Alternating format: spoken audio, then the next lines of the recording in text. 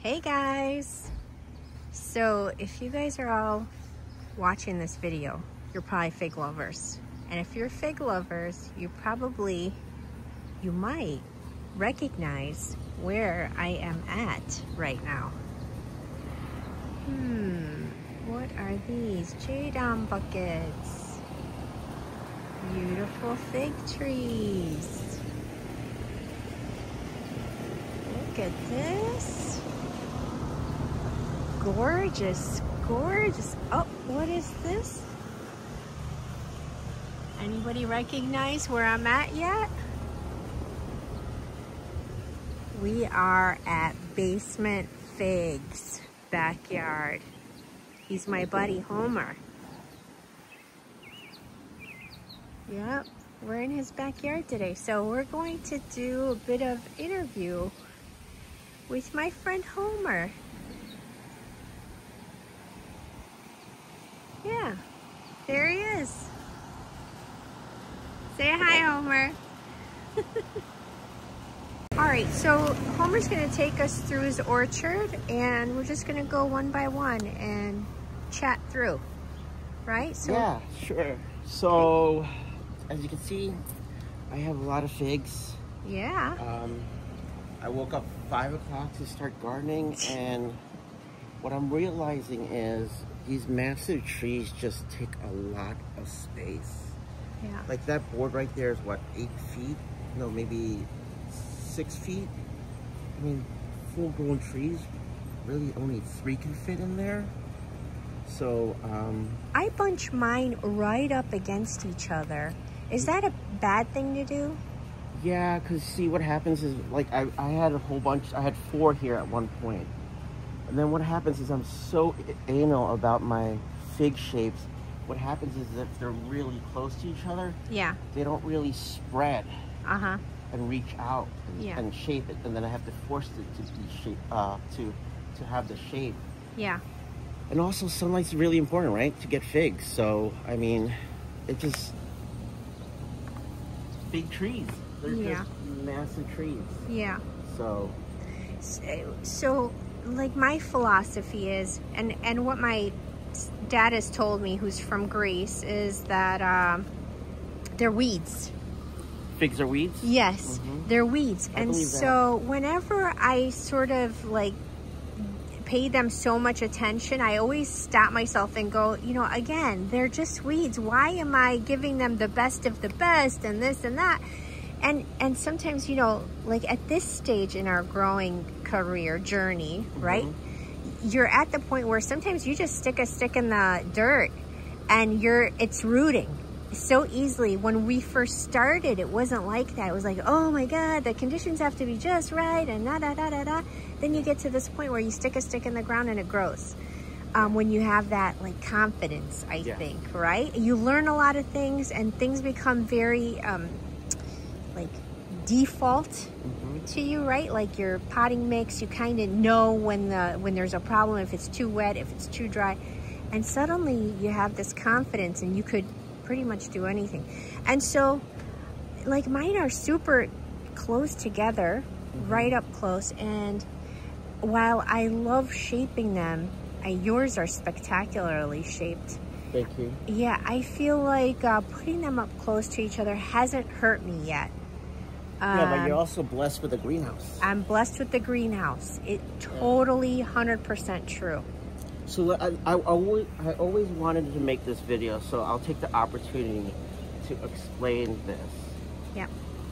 Once you start learning about gardening and soil, water, light, and all of that, you start to get to the next level, right? Yeah. So let's talk about light, right? Yeah. So my sun rises on this side, Okay.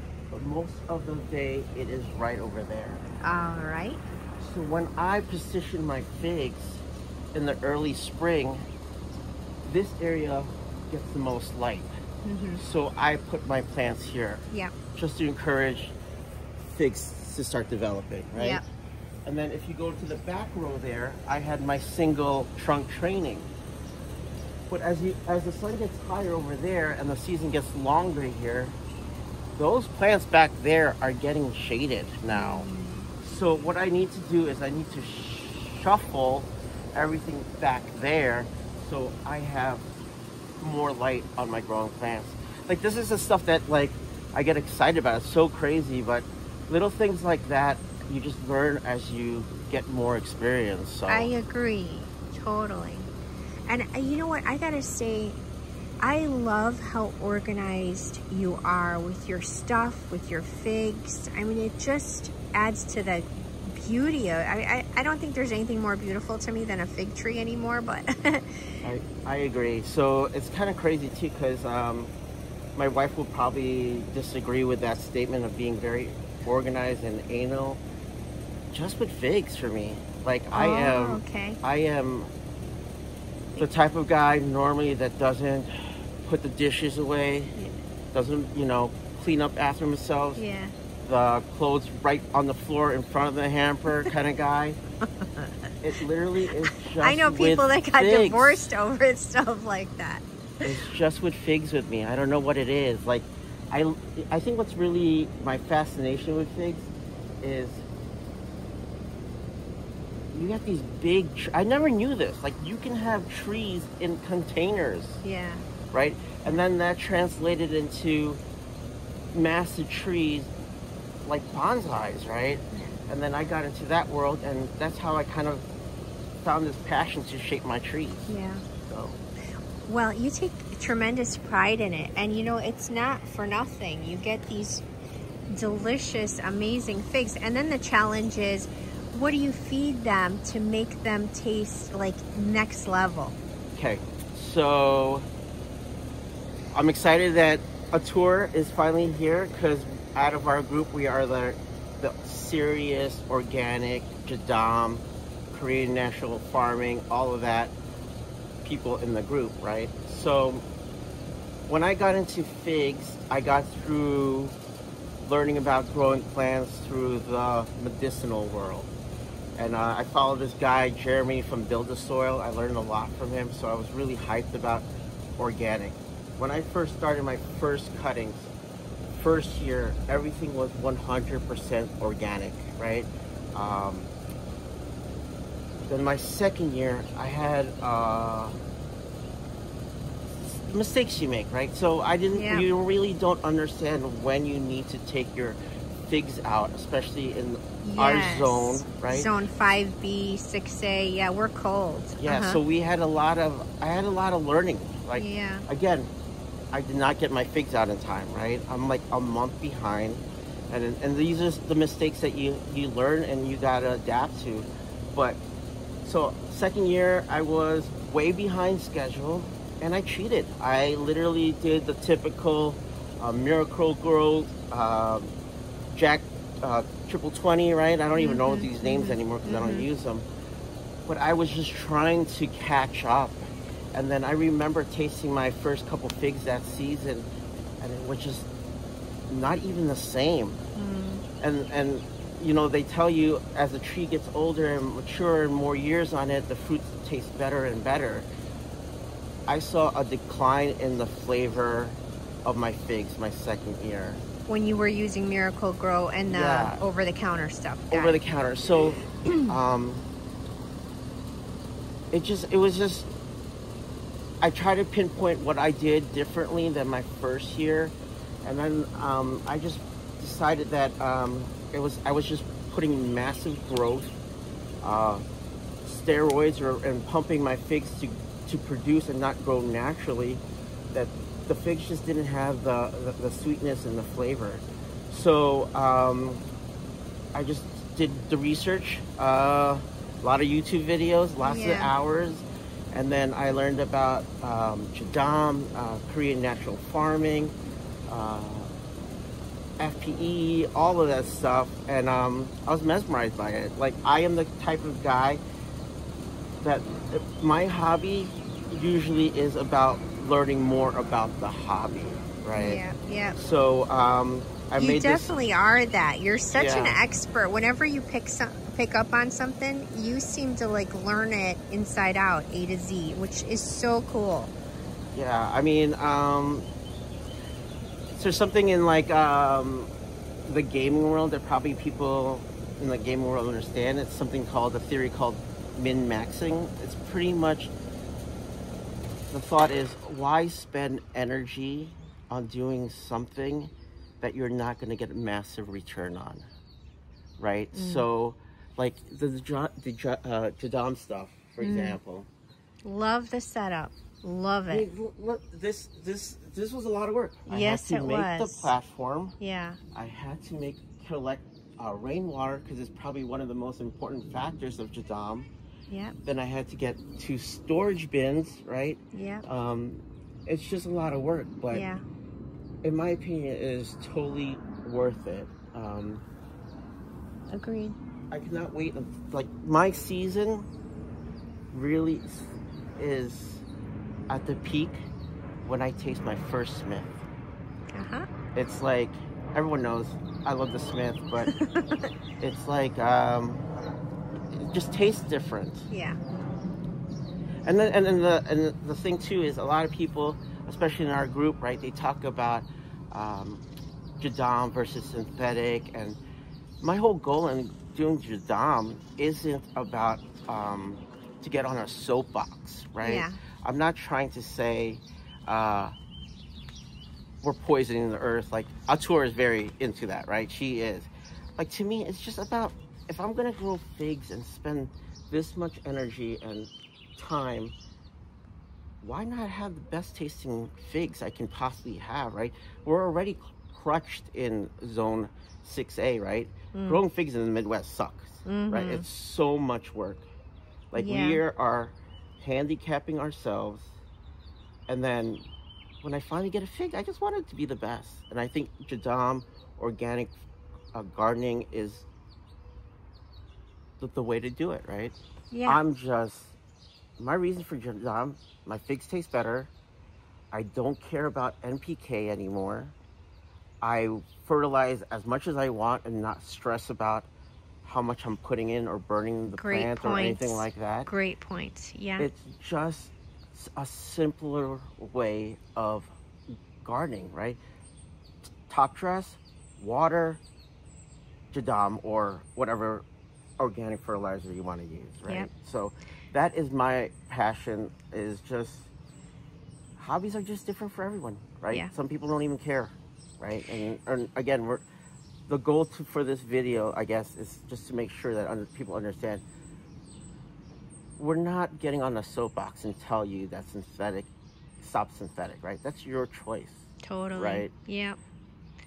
There's something fun about it. I mean, like, I weeded today look, come here.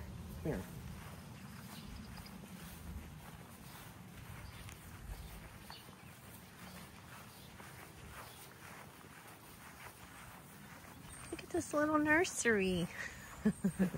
Okay. So, you see this? Yeah. This is called a thistle, okay?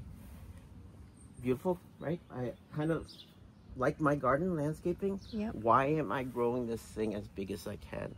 I don't know. Thistle is one of the most amazing weeds that you can turn into Jadam. It's very aggressive grower, so anything that you feed or put in the barrel will translate that into feeding your plants. But thistleweed also has silica. I know you guys probably saw my soil making video where I put rice hull in, and silica is really incredible at in increasing a plant's immunity. Look how dangerous this thing is. Yeah.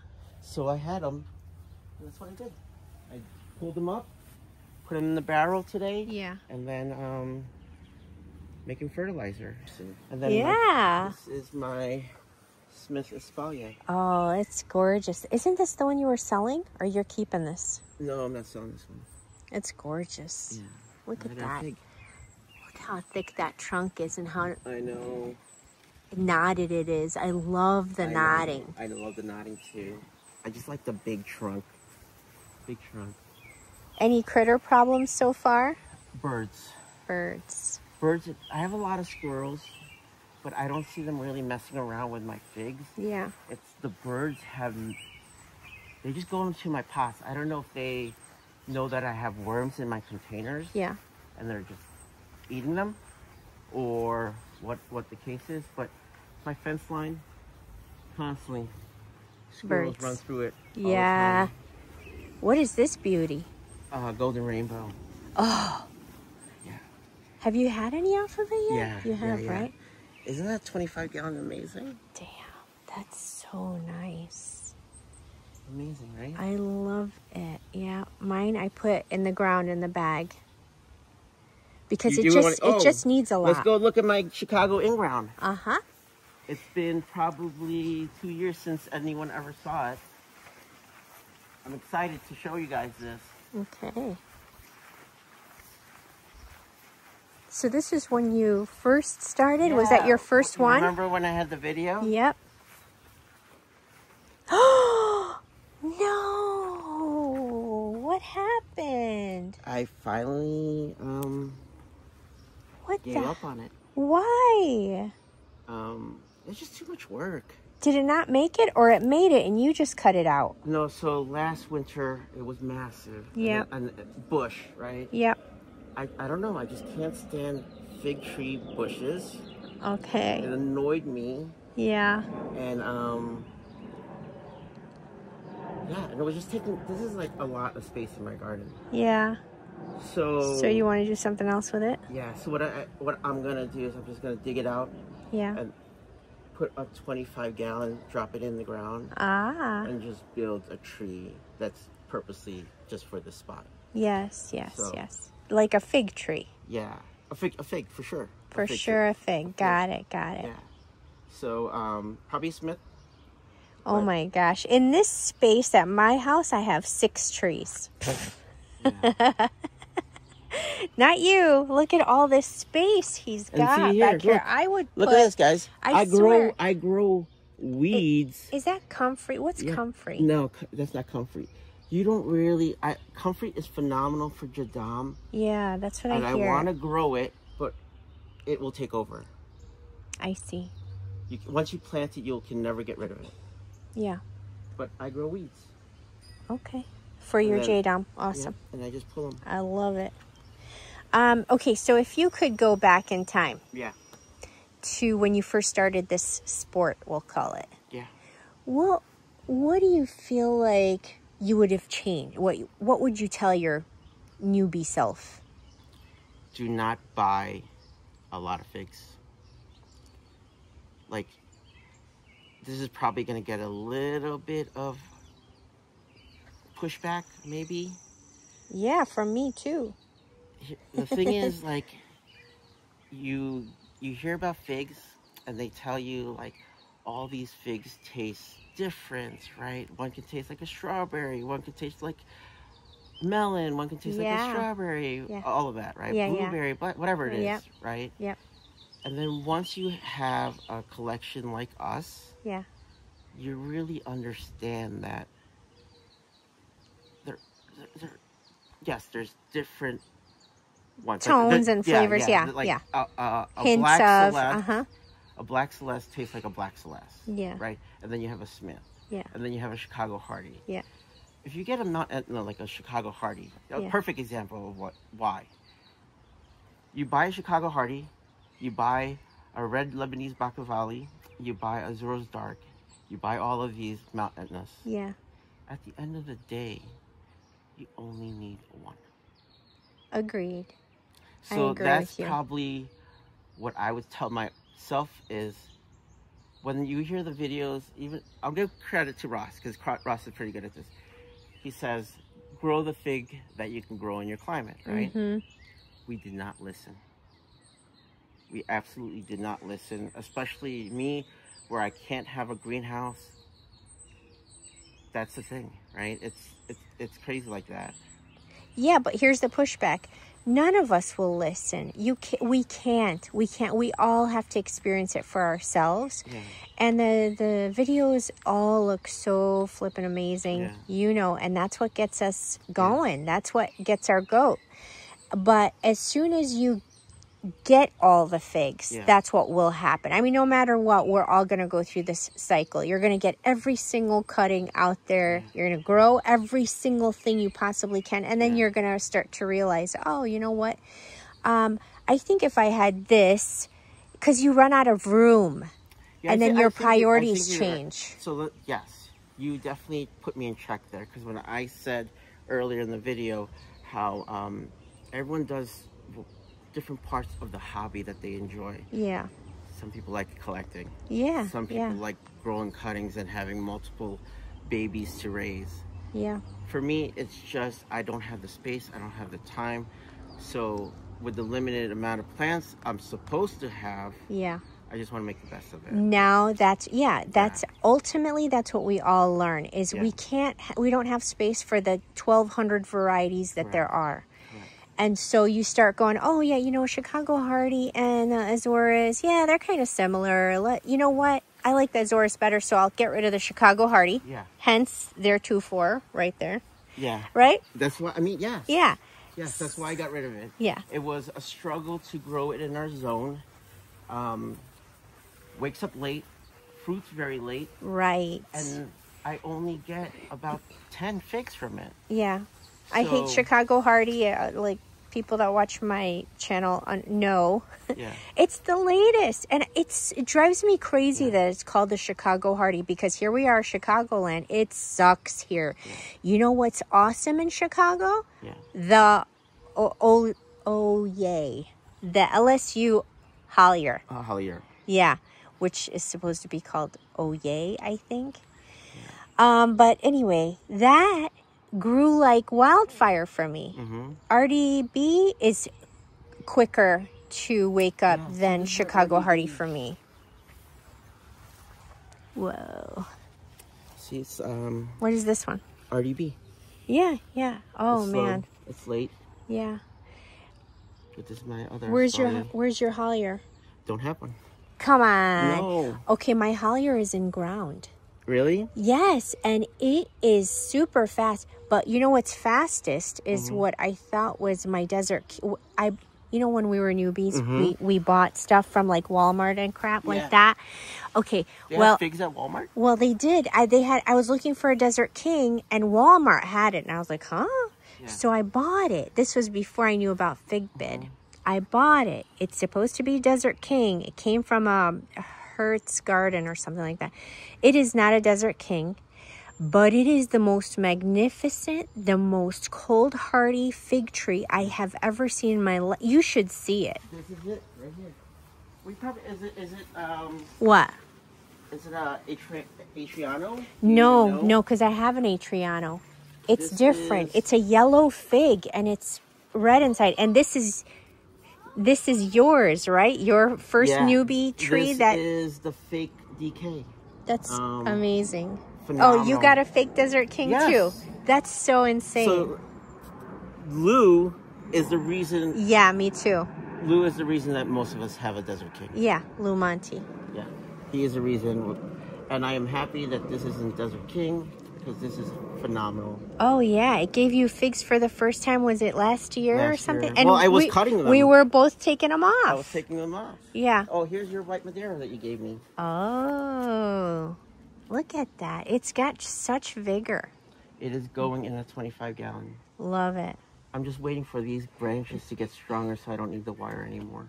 Yeah, very nice. Yeah. I love your wiring too. Here's Codadam Grease. Oh man. 4 years, not a single fruit. That was my experience with Codadam Noir and Capulcurt Negra. Oh, I have I don't even know. But they're all going to give me fruit this year, so I'm really excited. I don't even know, like some of these figs. Like, is this good? Yeah, yes, that's supposed to be phenomenal. Pota de Caval. So mine is, you should see the figs on it, and it's this small. Really? Yeah, Vlad gave me that thing. This is Vlad's too. Oh my gosh. Vlad has some amazing stuff. Raspberry latte.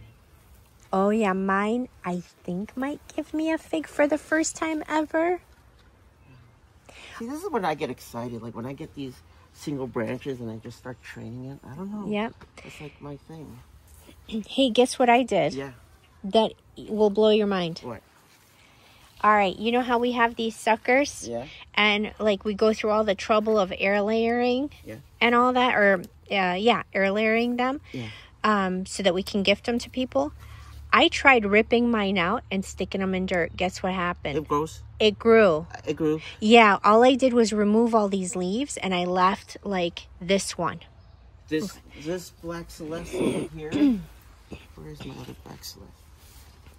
This Black Celeste. Yeah. This is 3rd year. Yep. Literally started like that. I just pulled. That's amazing. I just pulled it, and it literally. I'll show you. It literally had that. Gorgeous. And you just plant it. And you just plant it. What is that? Why are you throwing them? You want them? What are they? Black Sandar. Black Cedar? Yeah. I don't need any more trees. Don't do that to me. Yeah, see, like this is just... when you get big trees like this, there's no room. Yeah, I know. There's no room. What is this guy? This, So this is my Italian 258. What happened? 4 years old. I thought I killed it the 2nd year, and then it grew. Yeah. And then I just let it grow. Yep. And then I'm like, okay, it's alive. Let me shape it to the way I like it. Yeah. And it's just slow. Okay. Well, it's going to come back like crazy, I'm sure, with all this pent-up energy in this trunk. But this is my other Italian 258. Okay, holy cow. What is this? Dr. Gawani. Dr. Gawani. You guys have been talking so much about it in our fig group. Is it really? Yes. Yes, you remember, so back there we were talking about how a lot of figs just taste the same. Yes. I keep the Dr. Gawani because it is a very unique flavor. It's tastes like guava to me. So. Oh, that's interesting. Yeah. Did we have it as in our tasting? I don't think so. Okay, because there was another fig you mentioned tasted like guava to you. That's it, probably it. That's it. Was it? Dr. Gawani. Was that when Ken brought something? Did Ken bring it or something? Ken brought it. So this is like red Lebanese Bacovawi. Do I want it? Do I need it? See, I always wanted that in the beginning, and I never got it, never was able to root it or whatever. And now I'm like, well, I'm glad I don't have it. Yeah. Because I just have too many. I have a lot of Mount Etnas that are superb. Yeah. Another Smith Espalier. Oh, so 2 Espalier Smiths. Yeah. So gorgeous. Wow, you're going to get a lot of fruit from that. Hopefully. Yeah. Awesome. Last year I was loaded with figs, probably end of July, August. I'll probably be August, September, hopefully. So, I don't know if I'm going to have any Figo Preto or any of the late varieties, but they got double bump.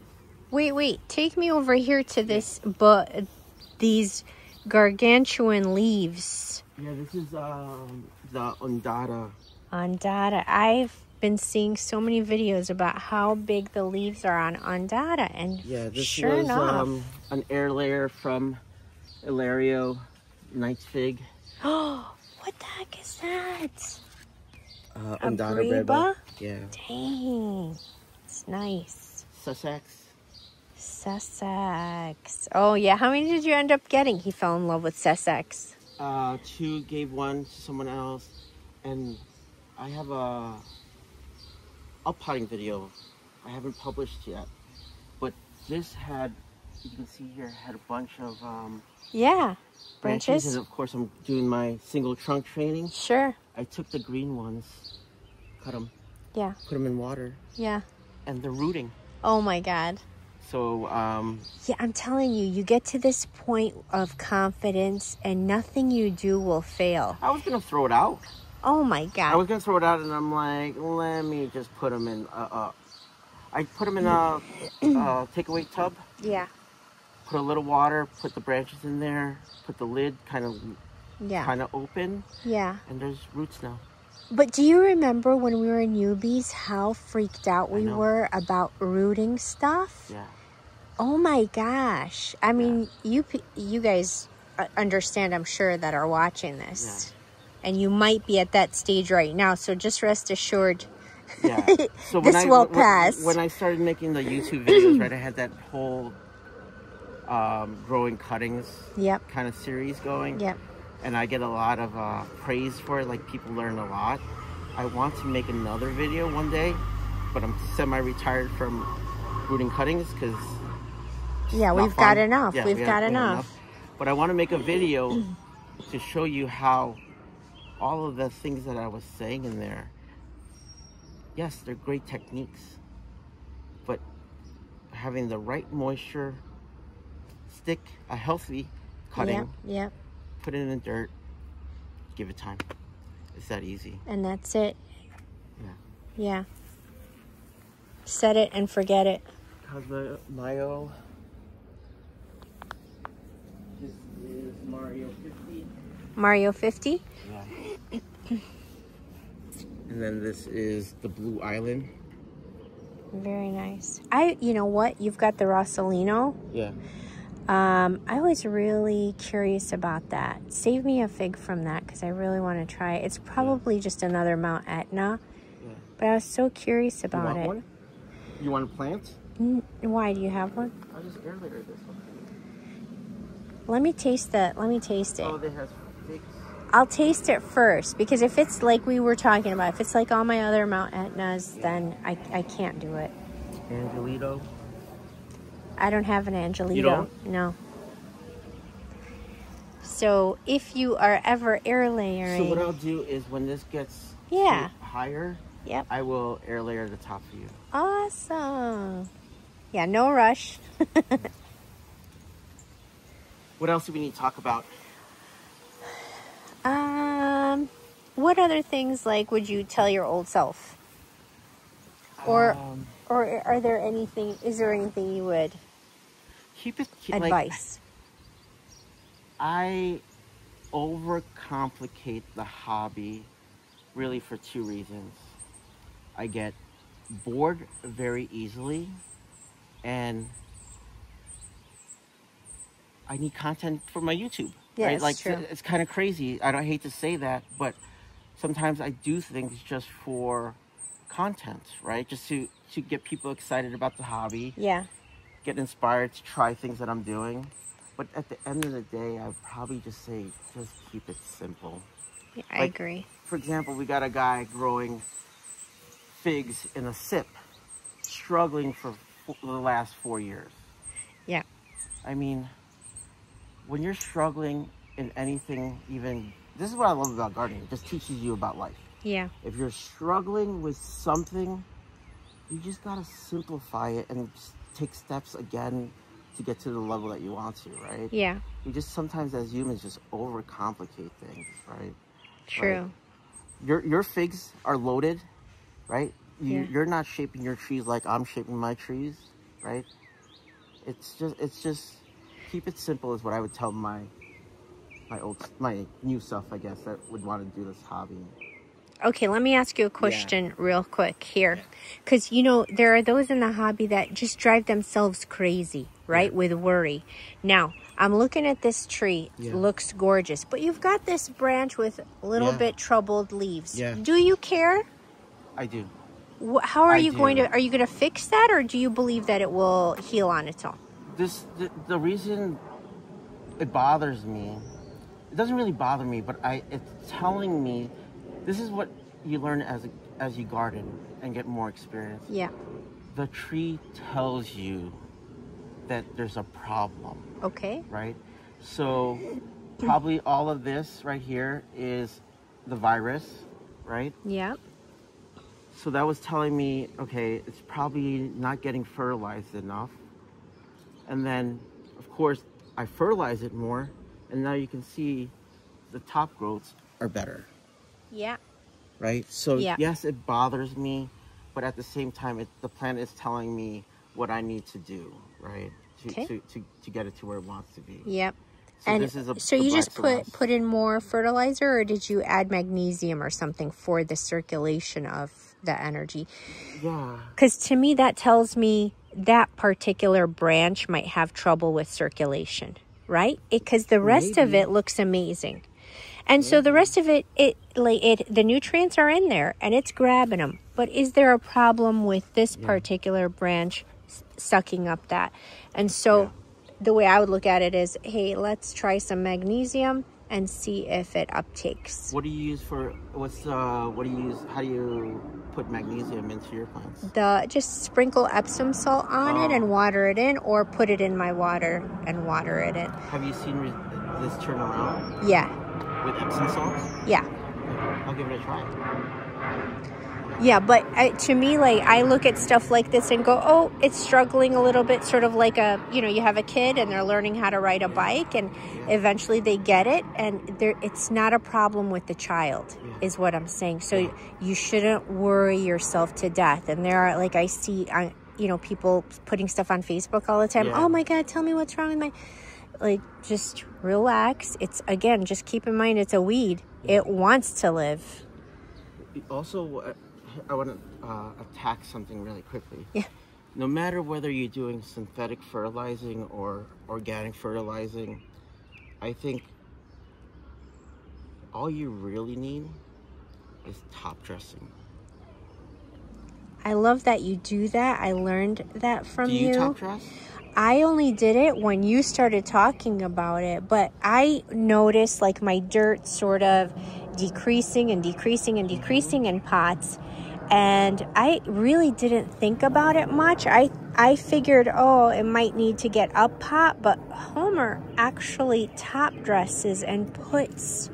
What do you put on there? So the key to top dressing is really earth castings. And then any amendments, right? So you can keep it simple and do like blood meal, right? For the nitrogen, bone meal, right? The typical stuff there. But I mean, if you really wanted to get into the level of gardening that I think I got to, and I had to buy one amendment, it'd probably be kelp. Kelp? Yeah. I think kelp is the game changer in plants. But do you mix that with like a compost, or do you just put them straight on? So here's the thing with compost versus worm castings. Worm castings, the minerals, the micros are available right away. Compost is a slow decaying process. Compost also has the tendency to spike certain levels of micros that you don't want. Okay. So that's kind of the issue with it. So you need a lot of earthworm castings. Yeah. Then you go through a lot of it. So that's your primary base, is what you're saying? Yeah. So I would probably, I would definitely put worm castings. So and I top dress every month. So on Holy cow! The first of every month, I top dress. I mix it with some amendments. As you can see, my piles right over there. I was gonna... wiggle worm. Yeah, so... Where do you get this big bag from? I got this at a hydroponic store. So this is probably the typical one that you get. What is this? Compost. Okay, because I was gonna say. Yeah, I just put it there because I was cleaning up. Okay. I'll mix some in here too, and then this is higher quality worm castings. Wow. And then I mix it with amendments, and then I top dress. I thought the bag I get from Costco is big, but that's enormous. Yeah. Yeah, so you do use that as a base. I do, and then I'll fill this bin, mix it, fill this bin, and then I just top them. Got it. It's top dressing. I really think is where everyone needs to do. If I was to tell someone, if I gave someone a plant and I said a fig, and they're like, how do I take care of it, that didn't have any green thumb at all? Yeah. I would just say, listen, buy a bag of worm castings, put an inch every month on it. Holy cow. And just water. I'm going to do that. I love that. I do it maybe now once a year. I didn't realize you're doing it once a month. And you and Antonio were talking about something very interesting. The roots of these trees, that the roots on top are taking something different than the roots on bottom. And so this is why top dressing is so critical. Can you explain a little bit about that? Yeah, so everyone thinks there's just one kind of root, the tap root. So you have roots that obviously take the water, and it's just searching deep underground for water, right? So it's those dig deep, dig deep. But figs have something called feeder roots. Let's see if I can see it. I just broke one. Yeah, I see them there. But they have feeder roots. Yeah, and then, like this, that he just broke. Yeah, they have feeder roots. And a fig likes to send feeder roots on the top of the surface. What the feeder roots are doing is they are eating the decaying matter that's on the top. So that's why top dressing is really important. So the bottom roots are getting water, and the top roots are soaking up the nutrients. I see. So when we're putting fertilizer on there, basically that theory. Yep. So the theory is then, if the feeder roots are on top, I mean, the more area we cover with our feed, the better. So sometimes people put fertilizer right in one spot, right around the trunk or something like that. Would your advice be spread it out? Yeah, so just follow what we're talking, synthetic, or we're talking organic? Well, what would you consider espoma, for example? Organic. Okay, so organic. So espoma, for example, if you read the ingredients on it, it has kelp. Oh, good. Yeah, it has kelp. So let's talk about it then. So if I was fertilizing with synthetic, I definitely would probably not try to touch the trunk. Probably just water around. So when you say synthetic, what is that in your? Yeah, Miracle Growth. Yeah. Like Jack's. The granular or the blue stuff? The blue stuff. Got it. Yeah. So here's something crazy too. Like, I wanted to make a video about espoma for the longest time because I love it, right? I really love this stuff. But you have to understand, the industry is kind of crazy. To literally make something organic is literally just money. You pay a tax to have something labeled organic. So, for example, I'll make a video soon, so check it out, talking about Osmocote. Osmocote is probably one of those things that we learn really fast when we get into the figs, right? That is our slow release fertilizer. You know why it's slow release? Because it's coated in resin. So that resin breaks down and it produces microplastics. Wow. So again, it's not like a soapbox thing, it's just making people aware, like there's other stuff that are better than Osmocote, like espoma products. So yeah. I love espoma too, and when I first started JDOM, I didn't use espoma at all. I didn't use any fertilizer at all, and that was last year, and I had the best tasting figs ever. And so this year I decided, you know what, why don't I supercharge, right? And I'll use some espoma too, just in case my JDOM is not giving the trees, now that they're older and bigger and wiser, everything that they possibly need. And you know, you always get worried with JDOM, like, is it enough, right?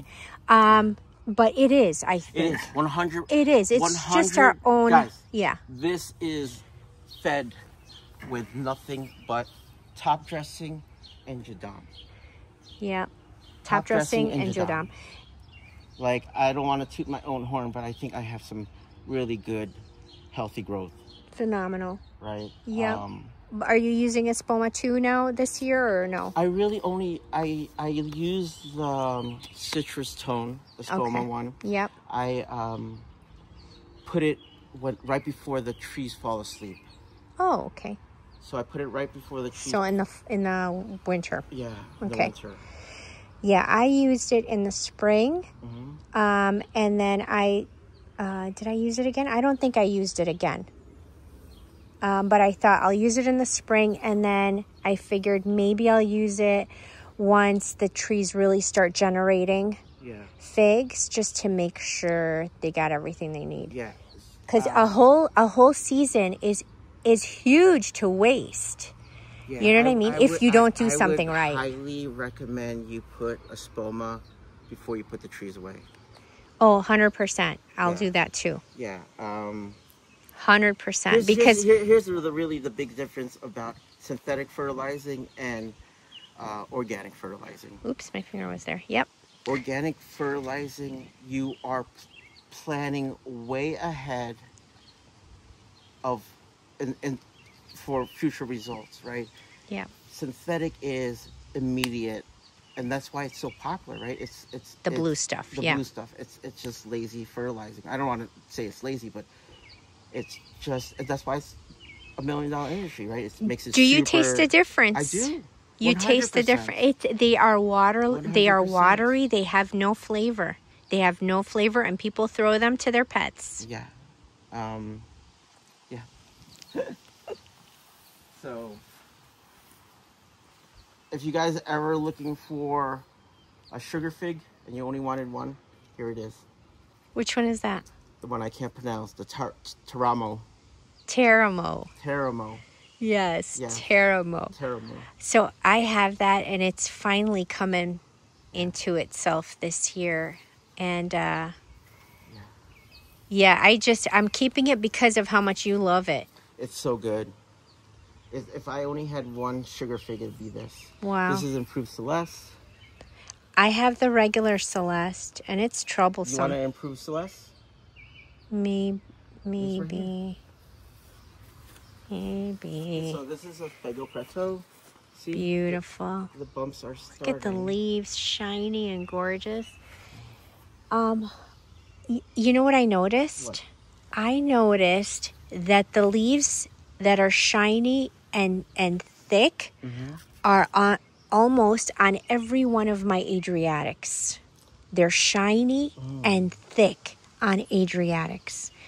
Okay, and then everything else is sort of the dull, fuzzy ones. So here's one, right? This is San Biago. San Biagio? Biago. Yeah. You know me, I can't pronounce them. But again, you can see, it's just struggled.